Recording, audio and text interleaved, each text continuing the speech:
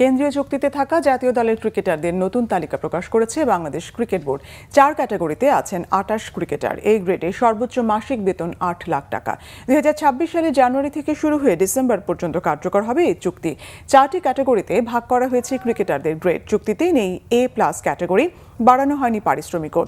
তবে বেড়েছে চুক্তিবদ্ধ ক্রিকেটারের সংখ্যা। আগের 22 থেকে এবার তা হয়েছে 28 জন। প্রথমবার চুক্তিবদ্ধ হয়েছেন পারভেজ ইমন, তানভীর ইসলাম, হাসান মুরাদ। ফিরেছেন সাইফ হাসান, নুরুল হাসান সোহান, নাইম হাসান, শামীম হোসেন। আগের চুক্তি থেকে বাদ পড়েনি কেউই। এ গ্রেডে মাসিক 8 লাখ টাকা বেতন পাবেন 4 ক্রিকেটার নাজমুল হোসেন শান্ত, লিটন কুমার দাস, তাসকিন আহমেদ এবং মেহেদী হাসান মিরাজ। মাসিক 6 লাখ টাকার বি গ্রেডে আছেন 11 ক্রিকেটার মুশফিক, মুমিনুল, তাইজুল, মুস্তাফিজ, হৃদয়, হাসান, নাহিদ, সাদমান, তানজিদ, রিশাদ ও শেখ মেহেদী। সি গ্রেডে 4 লাখ টাকা বেতন পাবেন সৌম্য, জাকির, শরীফুল, নাসুম, খালেদ ও তানজিম। ডি গ্রেডে 2 লাখ টাকার ক্যাটাগরিতে আছেন ইমন, সাইফ, নাইম, তানভীর, মুরাদ, সোহান ও শামীম।